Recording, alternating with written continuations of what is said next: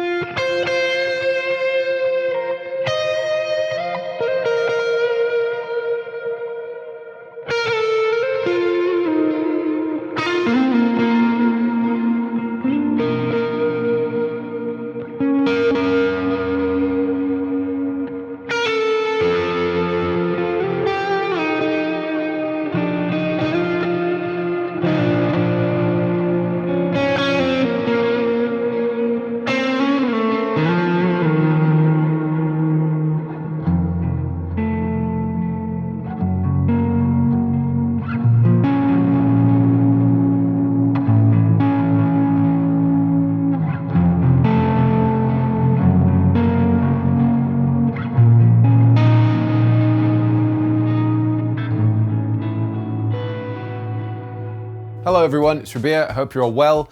So I put on my community page the other day on YouTube that it's been a long time since I've done a Q&A, chatted with you guys, answered some questions that you might have. It's been a very busy time this year so far. These days it is kind of getting busy. The band's doing all sorts of stuff. We're recording the album. I'm just busy playing a lot of guitar, doing clinics and all sorts of cool stuff. But I wanted to re-engage, make a Q&A video, chat to you guys about everything that's going on and answer any questions that you might have about anything at all. I've got my phone here with all the questions that you've asked and I will do my best to answer them. So let's begin. First from Dan F9, he says, what are the plans for videos throughout the year? You mentioned recently potentially doing a course. Is that still in the works? More breakdowns behind the scenes of your QC stuff would be super interesting too, especially once your PCOM hits the shelves. So yeah, I did mention that I wanted to do a guitar course. I say a guitar course, it's definitely going to be more of a how to go about creating a song from beginning to the point of recording it, whether you're using, drum libraries, programming, mixing, writing the song itself. I think, to be honest, it'll be broken up into different chunks because it might be a lot of information for one. And I'm still kind of toying around with the concepts, but I think the first general one would be approach to songwriting, approach to more interesting chord shapes and ideas, and how you develop your ideas. How do you develop your ideas from getting an initial vibe and then turning that into something that's a tangible song, whether or not it's for vocals or instrumental, because that is quite a different thing where you have to leave space for vocals or space for lead guitar if it's solo instrumental stuff. And just how you go about constructing lead passages and creating a bit of a narrative with the song itself. So that was a lot of words. Basically, I'm definitely planning on doing that. I know a bunch of you guys are interested and that's awesome. So I would really like to dig into that later this year and put something together. But as I said, it's probably going to end up being a few different courses, bite-sized courses as it were, ranging from song ideas to recording them, going about your workflow, how to turn that into a finished product, essentially. Next question is from Sinister Bunny. He says, if you got the chance to record a track with a non-metal rock artist of your choosing, who would you pick and why? That's a great question. There's a bunch of different artists that I would love to work with. One is called Tor. He's a Canadian electronica artist. Does some really, really cool stuff. If you've never heard of him, it's spelled T-O-R. You can find him on Spotify. There's an album called Oasis Sky that I discovered on the tube on the way into London. And it was super early in the morning and it came on Spotify and it was just the perfect music to be listening to at that moment.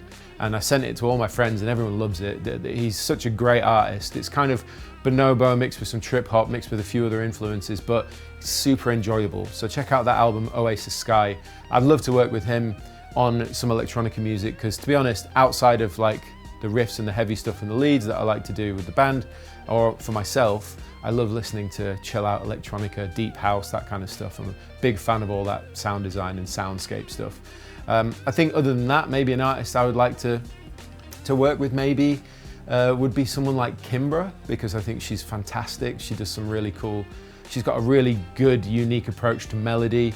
And like all her albums have different vibes, but there's always something that runs through, which is generally that kind of unique approach to melody and song ideas. And she produces it all herself. She's a phenomenal artist. So I guess that off the top of my head would be two artists that I would like to work with. And generally because it broadens my musical horizon, it gives me a different angle to go down and try something completely different that I don't normally do. That would be the main reason why, is to see if I can add something to that. And a slight little exciting piece of news that I can't exactly tell you exactly what it is, but just in that way out, I am actually writing music with an artist that's probably the most unexpected, massive, like crazy thing that's ever happened. And he's an absolute legend. We've had a great working relationship so far. We've written a song, we're hopefully going to do more. That's all I can say. But you will have, I don't think anyone will be expecting the artist that I've been working with. And when I get a chance to say it, I'm going to have a huge grin on my face, as I already do. But yeah, super bad. Okay, next question is from Keith Pennington, 6141. He says, question, what is your desert island rig if you only had to choose one guitar, just a few pedals and an amp that you could just jam on to keep you sane until you got rescued? That's fairly easy. And it would start with the VX Kraken or the Mark II, because that amp basically does the sound of an amp that I want for the kind of music I like to play. Everything from the low gain push clean to the high gain tight rhythm stuff to the thick gain from both different gain stages. I would use a Big Sky and a Timeline, because those two pedals have always been on my pedal board and absolutely love them. I would probably also take a Cali 76 compressor, the stacked edition, because then I feel like I've got the majority of the sounds that I enjoy playing, whether it's big riffs and leads to ambient push clean stuff. And then I would probably absolutely have to take a fuzz, and that would be the Thunderclaw. So Thunderclaw, Cali 76 stacked, Big Sky and a Timeline, and a Kraken. And then guitar, to be honest, like the guitar that is designed for me, that I enjoy playing, that has all the tones that I like, is my Artist Model Sabre. And I know it makes me sound like I'm just like endorsing all these, like, oh, he's just endorsing the products, the signature products. That's not the case.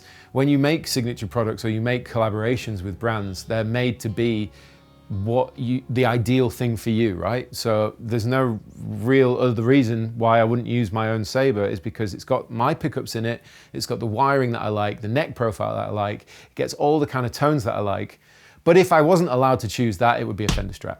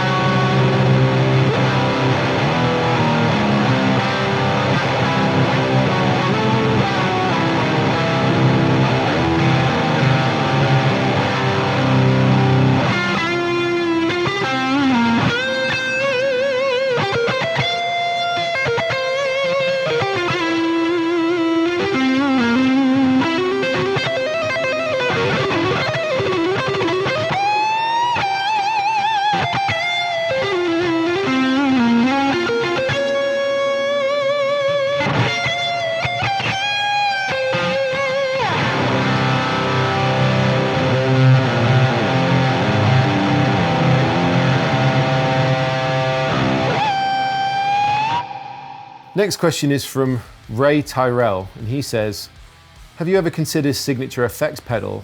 When can I get one or two? That's a lovely question, thank you very much.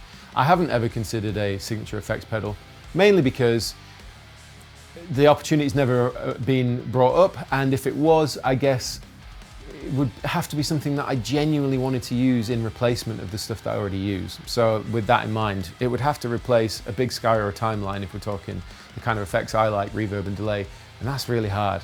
So if I was going to collaborate with a brand on something like that, it would have to be Strymon, because they make, as far as I'm concerned, for my taste, the best reverb and delays out there. I just absolutely love them. That's not to say I wouldn't work with other brands that could do something that's really unique to me, but being completely honest, the opportunity's never been brought up, and I've not had conversations on that front. But it's not something I'm closed off to by any stretch, but it would have to be something that would absolutely overshadow what I already use and love. So that's kind of a tall order when those pedals have been on my board since I got them. So how long is that? Like 10 something years.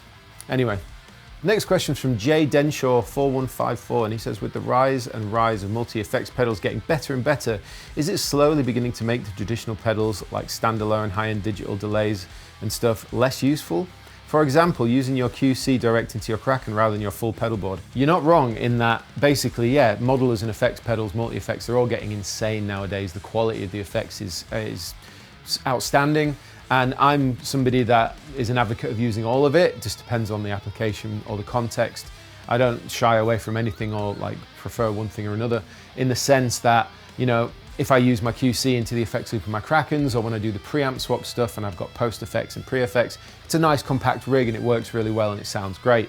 Or I can use it on its own. It's super portable, the quality's there. There's a lot of nice luxury, you know, like quality of life things like scene mode and stuff like that, or using my plugin, you know, it's designed for me. But at the same time, when you're using an amp and individual pedals that specialize in a particular thing, like this Big Sky for reverb, it specializes in reverb, and it has loads of different kinds of reverb that sound incredible. So, you know, and there are so many different iterations of that. We're not just talking like reverb and delay, we're talking all the quirky stuff as well, all the kind of earthquaker stuff, or, you know, like just off the top of my head, these different pedal brands that create lots of unique effects, you know, Microcosm or even Chase Bliss stuff. It's all super unique, and, you know, a lot of modelers can do a lot of that stuff, but they're still catching up to those companies that specialize in that thing, that intricate, specific artistic take on reverb or delay or other effects. So I don't think one overpowers the other or overshadows the other. I think it's purely a case of if you can use it all, why not use it all? If you've got stuff that you prefer for personal reasons, then great. I mean, yeah, ultimately, I like all of it, and I don't think either one's overtaking. Although I do think valve amps are becoming more of a hard sell because they're loud. You need a cab, and people are getting used to the luxury of choice. Having modelers have so many different options of amp tones in there now. So unless you're just going at it purely for experience and sound, like being in the room, yeah, it really depends on what works for you, but I like all of it. Next question is from Sam Proctor, 8421. That's probably not the same Sam Proctor that I was mates with when I was younger, but if it is, hey man, probably isn't, but anyway. He asks, can we expect to see another EP album from VOWER in the near future? Yes, you can. I'm actually currently recording the album here in this studio with the band. We're currently chipping away at all the songs. There's like, I don't know, 10 to 12 songs that are going on a record, and we've started tracking it. So we're 7 tracks in with the drums. We're going to start working on the bass, the guitar, the vocals, all the production elements. It's a big undertaking. I'm doing it myself like I did for the Satellites single that came out. But it's going to happen. It's going to be sick, and hopefully it's going to be out later this year if we get a move on. Coffee break. But thank you very much for your interest in VOWER. I'm over the moon to be in a band that I really believe in again, and we're all super hyped on everything that's happening, the direction we're going, the opportunities that are being thrown our way, like playing Download, doing Arctangent, 2000 Trees again. It's epic. We're just here for it, and super grateful that people are into the music. Next question is from Atomic Vault Boy. Cool name. Question, if you were to start playing guitar now, what would you do differently? Okay, what would I do differently? I probably may look at trying to get economy picking into my technique, because it allows for more efficient execution and more technical runs and lines and stuff. I often find in lead playing nowadays, not that it's something that I desperately want to like be the best at or anything, but I think doing something like economy picking really helps you get those lightning fast runs in there and stuff. Although it's one of those things, I think that's probably one of the areas that I would change. The other area that I would probably change is starting off working on fretboard visualizations for playing over chord changes and learning a little bit more harmony and theory in standard tuning. I've spent so many years in drop tunings and down tuning that I've completely lost reference point for the most part. So I'm constantly using my ears and trying to gauge how I can play along to stuff, but there's nothing to stop me tuning up to standard and practicing that stuff. In fact, nowadays I'm actually playing a lot more guitar just to play and enjoy, which I haven't done for a few years. It's always been writing or stuff for videos, but nowadays I'm trying to get more into just playing again, just for the fun and love of playing guitar. But I would definitely, those are the two things that I would probably do differently, is look at economy picking and probably practice more harmony and theory and chord changes and stuff like that. Next question is from AA2271. He asks, or they ask, when you are improvising, how do you visualize the fretboard? It's a good question, and generally there are two things. Firstly, listening, using my ears, listening to see how I can play certain notes over the chords and the vibe, but then that's combined with shapes and passages that have sort of locked into muscle memory. As I said in a previous question that I just answered, not knowing much theory or fretboard harmony with complex chord changes does present its challenges in that way. And over the years I've practiced really just trying to pick out the right notes and little phrases and stuff that I know will work. And it's a series of small compartments of shapes and maybe runs and phrases that I'm really familiar with, that I know that I can use over certain chords and sounds. Generally what will happen is I'll hear a chord progression, I'll figure out where the kind of key center is for that, the root or whatever you want to call it, and then I'll start branching out from there using different passages and phrases and stuff, and start to explore up and down the fretboard rather than up and down the strings, if that makes sense. I definitely work more from the nut all the way up to the top rather than across all the strings like that. I don't know why, it's just something that I've developed myself, and I find it easier to play around with leads and stuff. And it really helps if I find like that position 1 scale that's going to work over the chord progression, kind of figure out what the kind of modal application is, in the sense that if I can hear that, you know, natural minor or Aeolian is the best sound as a foundation, then I can sort of use that as the safe zone and then start to branch out from there. But ultimately it would be better if I knew more about, you know, like playing over changes, and I could hear that stuff a lot easier. Jack Gardner's a great example of someone that's just phenomenally good at that. I should get lessons from him. Next question is from Dylan Tolan. He says, is there a chance of you and Victory working together on making a tube power amplifier for modelers?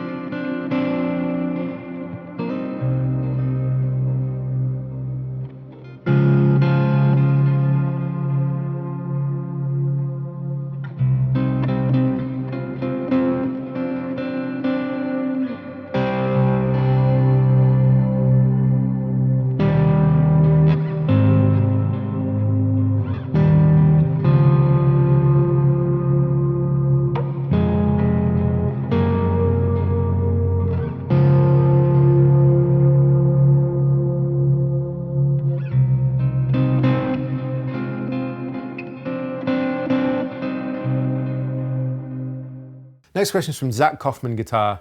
He asks, what has been the biggest thing you've done to help your career as a musician? It's a really good question. The biggest thing I've done, to be honest, through doing stuff online, whether it be Instagram or YouTube, and building up the production quality and really just focusing on being a player, having a sound that I want to pursue, my own sort of sound as a guitar player, or through the songs that I write or whatever. I think it's just been consistently pushing that angle. Like, I'm a guitar player, yeah, I made video demos and all that kind of stuff, but making that shift to focus really more on trying to share with people what I like to do and how I like to sound on the instrument and the songs that I like to write and share.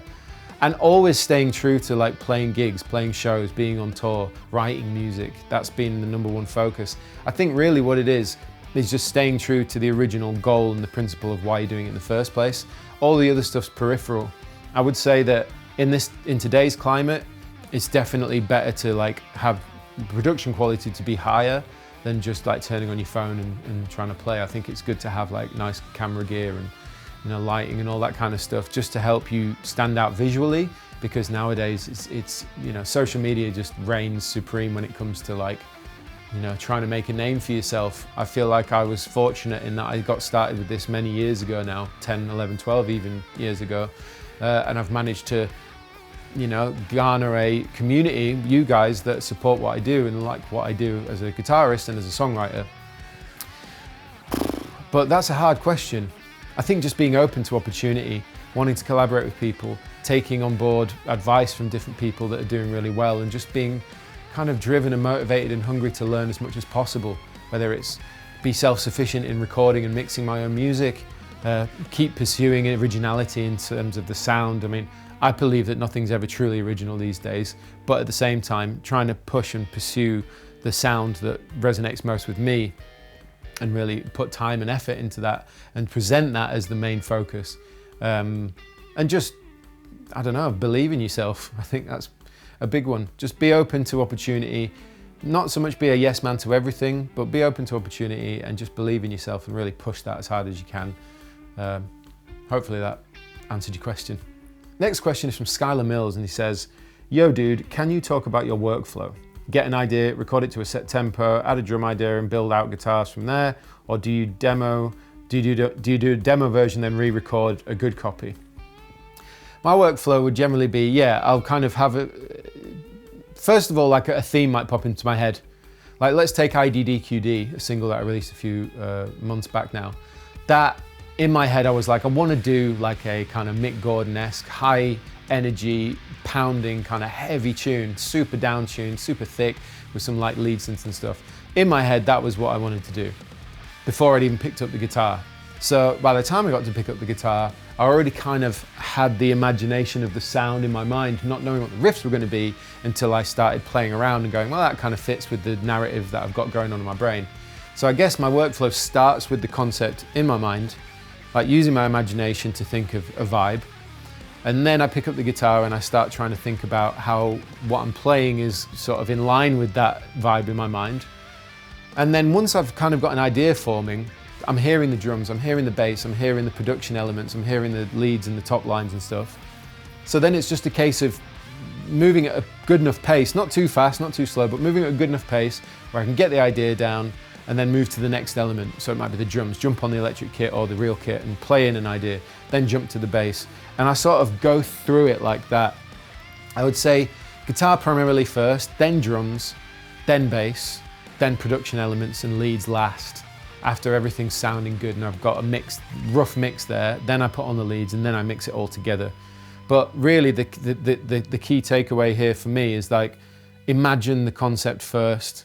So if I go, I want to do like a June 2 vibe, like June 2, I was going to say Thomas Newman, it's Hans Zimmer, vibe, soundscape with that kind of eerie, slightly Arabic, like outer worldly kind of vibe. Then I'll know, right, well, what do I need to do that? I need to be using sort of scales that sound like a bit awkward and a bit chromatic and a bit like Eastern, you know, using like maybe Phrygian dominant as a primary idea. Then I might use like my plugin for my synths to create an underbelly of vibe, and then just like sparse guitars and maybe some sound effects and things bringing into that, you know, just imagine it and then start to materialize it, I think is probably the best way I could go about it. It's important to have a workflow where you kind of know how you want to lay out your session, or you've made a template so you can just jump in and start tracking. You don't want to get caught up in the technicalities of the software or the gear that you're using. You want to know how to use that stuff already so that you can just go in and that's focus on the music. Next question is from JJ Massey, and he asks, differences you found writing for Tosca and VOWER, instrumental versus leaving space for vocals? Fantastic question. It's very different. Number one, Tosca was just me on guitar. VOWER is me and Joe. In Tosca, I would have the ideas and the guys would allow me to kind of embellish these ideas. Ben and Dave would like follow with whatever direction I wanted to go in. So I'd come up with a chord progression or a riff, we'd learn that. We might workshop time signatures and how to mess around with that a little bit, like, you know, different versions of that same riff. There would be connective pieces where most of the time I'd have to then sit there and scratch my head on how do I connect this section to this section. But the whole time the workflow with Tosca was, the guys would allow me to run and then they would like follow along and like we would work it out together. And then each, you know, Ben or Dave would have suggestions on how we can change certain phrases or accents and stuff. But ultimately I was kind of given free rein to work out how to put these songs together. In VOWER, for the most part on this first album that we've written, Joe and I get together, we demo out songs. Sometimes Liam will be here as well. He'll lay down drum ideas. But generally, it's that same thing of like, you get an idea, you get a vision for the overall vibe, the bass, the drums, everything else like that. But I would say that because there's vocals in VOWER, yes, a lot of the time in the early days of last year, I say early days, we've been around a year, but when we were writing that EP, Shroud, you know, Eyes of a Nihilist, those kind of songs, getting used to like, oh, we need to leave space, and second guessing ourselves a lot, like, is this a bit simple? Is this a bit straightforward? Is this a bit predictable? But then you have to remember vocals are going on that. Like we were workshopping a tune the other night that we had as a demo, and now we need to workshop it as a band to then get it ready for the album recording. And it's like, is this is this a vibe? Like, we've got the demo, we started playing through it, we're like, it just feels a little bit, I don't know. And that's because there's no vocals there to listen to really get a full idea for the song. Vocals make such a big difference to a song and an arrangement. And it's really important that you bear that in mind when you're trying to write these songs if the singer's not around, basically, which is most of the time for us because Josh lives up in Nottingham. So Joe and I generally are working on, there's going to be vocals over this, there's going to be a hook. We don't want to fill the space too much. We just want to give option for nice melody and create a big enough space so those melodies can be workshopped and there's many different ideas that can flow over that. But that's generally it, yeah. I would say it's very different writing instrumental music to writing music with a vocalist. Instrumental, you're trying to fill the space. Having said that, with Tosca, I never wanted it to be unnecessarily complex with loads of riffs and widdly widdlies. Like, Tosca was actually quite stripped back for instrumental music. It was more of a vibe where you would imagine, you know, melody and get yourself lost in the music. That was important to us, to create a scene and an atmosphere rather than just pummel you with riffs and leads all the time. It's not really our style. VOWER, it's definitely more about bearing in mind there's going to be a vocalist, bearing in mind we want to have a good hook in the song, and then bearing in mind structurally we don't want it to be too out there because we want these songs to feel complete, have a beginning, middle and an end, is something that isn't like 10 minutes long, you know? So hopefully that answered your question. Next question, and this is the penultimate question because we've been going a while, is my name is Fat Mike. He says, hey Rabea, when Rabea X eventually comes to Quad Cortex, will that include a way to do synth? I'm assuming he means, will that include the synth on QC or will that just be all the normal stuff but without the synth? Yes, the synth is coming to Quad Cortex, the Overlord synth from my plugin. It's in the works right now. I don't know when it's coming out, but obviously the X version came out, which means it's being ported to QC now. And I have to say, I'm so incredibly excited about the synth coming to QC because it opens it up way more than the plugin does. The plugin's obviously a fixed signal path, so you can only have it in that way. Whereas imagine on QC, where you've got the grid, you can have multiple instances of the synth, you can scene assign all the different parameters of the synth to do all sorts of crazy stuff. You can put it anywhere on the grid, you can put stuff into it, have stuff coming out of it. Like, it really does become super expansive. Like, I can't wait to create crazy synth delay patches where I've got it routed off, going into a delay that's then, you know, like sending it into another version of the synth and blah de blah, just having all this madness happening. It really is gonna make the QC even more desirable, in my opinion, having something that powerful on the QC, because as far as I'm concerned, that synth the synth in my plugin is so fantastic in the way it works and how you can create genuine synthesis with your guitar. I'm just hyped for it, and it's going to be sick. So yeah, it's definitely coming to QC. Last question is from Rafael Vizotto Official, and he said, hey man, if you were to recommend one of your own songs to someone so they can understand what your art is about, what song would it be? Thank you, that's a really cool question.